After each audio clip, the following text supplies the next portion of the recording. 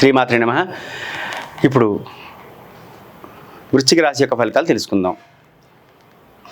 విశాఖ నక్షత్రం 4వ పాదం, అనురాధ నక్షత్రానికి 4 పాదాలు, జ్యేష్ఠ నక్షత్రానికి 4 పాదాలు కలిపి ఈ 9 పాదాలు వృశ్చిక రాశి కింద వస్తాయి. అనగా విశాఖ 4 తో అనే అక్షరం, అనురాధ 4 పాదాలు నా, నీ, ను, నే అనే అక్షరాలు, తర్వాత జ్యేష్ఠ నో, యా, ఈ, యు అనే అక్షరాలు ఈ యొక్క వృశ్చిక రాశి కిందకు వస్తాయి. వృశ్చిక రాశి యొక్క రాస్యాధిపతి కుజుడు ఈ సంవత్సరం క్రోధినామ సంవత్సరానికి రాజు అయినటువంటి రాస్యాధిపతి కుజుడు ఈ క్రోధినామ సంవత్సరానికి రాజు, ఇద్దరు ఒకటే అయ్యారు. అనగా ఈ సంవత్సరం పరిపాలించే రాజుగారు ఎవరైతే ఉన్నారో ఈ రాజు కుజుడు ఈ మేష వృశ్చిక రెండింటికి కూడా రాజు. అనగా కుజుడి యొక్క ప్రభావం గట్టిగా ఉండే అవకాశం ఉందని చెప్పవచ్చు. వాస్తవానికి కొంత వ్యతిరేక ఫలితాలు ఈ జ్యేష్ఠ నక్షత్రం వాళ్ళకి, అనురాధ నక్షత్రం వాళ్ళకి, విశాఖ 4వ పాదం వాళ్ళకి కూడా ఎలా ఉంటుందో తెలుసుకుందాం. ఆదాయం 8, వ్యయం 14, రాజపూజ్యం 4, అవమానం 5.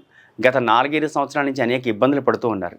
ఆ ఇబ్బందుల నుంచి కాస్త ఊరట కలగడం, రావాల్సిన డబ్బులు చేతికి రావడం, గతంలో మొండి బాకీలు ఏవైతే ఉన్నాయో అవి వసూలు అవ్వడం, అన్నిటికంటే మించి డబ్బులు ఏదో కారణం చేత గతంలో మంచినీళ్ళల్లా ఖర్చు అయిపోయినాయి. ఇప్పుడు ఈ సంవత్సరం మాత్రం క్రోధినామ సంవత్సరంలో ఈ వృశ్చిక రాశి వాళ్ళకి కాస్త డబ్బులు చేతులు నిలబడతాయి. ఎవరికన్నా అప్పులు ఇవ్వడం కానీ, మధ్యవర్తిత్వంగా ఉండడం కానీ, హామీ ఉండడం కానీ, లేదంటే ఎవరికన్నా సహాయం చేయడం కానీ ఇలాంటివి చేస్తే ఆ డబ్బులు మళ్ళీ తిరిగి త్వరగా రావు. ఇంకొక విషయం ఏంటంటే పెట్టుబడులు పెట్టాలి అంటే ఆచితూచి వ్యవహరించండి. బిజినెస్ మాత్రం భాగస్వామ్య అనగా పార్ట్నర్షిప్ బిజినెస్లు చేయకండి. వృశ్చిక రాశి వారికి ఏంటంటే పొగిడితే పొంగిపోతారన్నట్టుగా ఒక మాట చెప్తారు. కనుక ఎవరు పొగిడినా కానీ చాలా జాగ్రత్తగా ఉండండి. ముళ్ళ మీద పడిన బట్టను నెమ్మదిగా బయట తీసినట్టు మీరు నెమ్మదిగా తప్పించుకోండి. ఎవరన్నా దానం అడిగినా, అప్పు అడిగినా, ఏవడిగినా చాలా జాగ్రత్తగా వ్యవహరించాలి. ఎందుకంటే చేయి జారితే పెద్దలు చెప్తారు, పుస్తకము, స్త్రీ, ధనం చేయి జారితే సక్రమంగా తిరిగి రావని పెద్దలే చెప్తారు. కనుక ధనం విషయంలో చాలా జాగ్రత్తగా ఉండండి. వ్యాపారస్తులైతే పట్టు విడుపు ఉండాలి వ్యాపారం జరగాలంటే, కానీ 3 వంతులు పట్టుకోండి, 1 వంతు మాత్రం విడిచిపెట్టండి. అయితే వ్యాపారస్తులకి ఎలా ఉంది తెలుసుకుందాం. ఆదాయం 8, వ్యయం 14, రాజపూజ్యం 4, అవమానం 5. పూర్వంలో ఏదైతే బాకీలు ఆగిపోయినాయో, మొండి బాకీలు ఉన్నాయో అవన్నీ కూడా సాంఘికంగా గౌరవ మర్యాదల ద్వారా, విశేషమైనటువంటి కృషి ద్వారా, అనగా మీ అంతరంగా మీరు గట్టిగా ప్రయత్నం చేస్తేనే బాకీలు వసూలవుతాయి. పూర్వంలో ఆగిపోయినటువంటి బాకీలు విశేష కృషి ద్వారా, సాంఘికంగా ప్రయత్నం ద్వారా తిరిగి వస్తాయి. ధన గౌరవాదులకు లోటు ఉండదు. మీ ఇంట్లో వివాహాది శుభకార్యాలు విశేషంగా జరుగుతాయి. వ్యాపారస్తులకు క్రయ విక్రయ లాభాలు పెరుగుతాయి. సంఘంలో గౌరవం, పలుకుబడి, మాట పెత్తనింపం అంటే చలాయింపు కూడా బాగా పెరుగుతుంది. కుటుంబ సభ్యుల్లో ఒకరిద్దరి ఆరోగ్యం విషయంలో నిరుత్సాహం కలుగుతుంది. మాతృ సంబంధమైనటువంటి దుర్వార్తలు వినే అవకాశం ఉంది. అనగా మీ తల్లిదండ్రుల వైపు ఎవరికైనా కానీ ఇబ్బందులు కలిగితే, అనారోగ్యంగా ఉంటే దుర్వార్తనే అనుకోవచ్చు. జాగ్రత్తగా ఉండాలి. అందులోనూ జ్ఞాపక శక్తి తక్కువగా ఉండే అవకాశం ఉంటుంది. అంగారకుడిని బాగా పూజించండి. ధరణీగర్భ సంభూతం విద్యుత్కాంతి సమప్రభం కుమారం శక్తి హస్తంతం మంగళం ప్రణమామ్యహం అనే శ్లోకాన్ని రోజు చదువుకోవడం మంచిది. లేదా అంగారక స్తోత్రం అని ఉంటుంది, అది కూడా చదువుకోవడం మంచిది.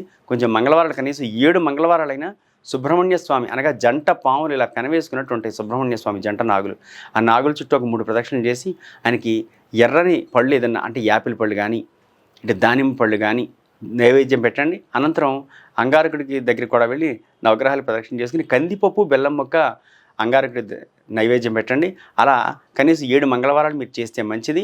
రాస్యాధిపతి కుజుడు కనుక ఒకంత కోపం కానీ, ఏదన్నా మాట్లాడితే అపార్థం చేసుకున్నట్టు కానీ, వ్యవతల వాళ్ళు పలకరిస్తారేమో ఒక రకంగా ఆలోచించడం, పలకరించకపోతే నా మీద అభిమానం లేదన్నట్టు ఆలోచించడం, 2 రకాలుగా పికిల్ మైండ్ అంటారు ఇంగ్లీష్లో, అలా ఉండే అవకాశం ఉంటుంది. కనుక ఈ అనురాధ, జ్యేష్ఠ, విశాఖ 4 పాదం వాళ్ళు అనగా వృశ్చిక రాశి వాళ్ళు కొంచెం జాగ్రత్తగా ఉండాలి. డబ్బు మాత్రం విడచకండి. కొంచెం 7 మంగళవారాలు అయిపోయిన తర్వాత ఆఖరి వారం కాస్త నవగ్రహ పూజ చేయించుకుని సుబ్రహ్మణ్య స్వామికి అభిషేకం చేయించుకుని కేజీంపావు కందులు లేదా కందిపప్పు ఎర్ర వస్త్రంతో దానం చేయండి. మీ స్థానిక ఉన్నటువంటి పురోహితులను సంప్రదించి ఒకసారి జన్మ నక్షత్రం ప్రకారం వీలైతే లగ్నంలో ఉన్నటువంటి గ్రహాల ప్రస్తుతం సంయోగాన్ని బట్టి, ప్రస్తుతం ఏ గ్రహం నడుస్తుందో, ఏ మహాదశ అంతర్దశ నడుస్తుందో దాన్ని బట్టి ఉంగరం పెట్టుకోండి. లేదా అలా వివరాలన్నీ తెలియకపోతే, కేవలం డేట్ ఆఫ్ బర్త్ లేకపోతే పేరు బలాన్ని బట్టి అయితే మాత్రం రాస్యాధిపతి కుజుడు కాబట్టి డైమండ్ ఆకారంలో ఉండేటువంటి పగడాన్ని ధరించండి. పంచలోహాలతో కానీ, వెండితో కానీ, బంగారంతో కానీ. తగు నిపుణుల ద్వారానే కొనుక్కోండి. మంచి రాళ్ళు కొనుక్కోండి, మోసపోవద్దు.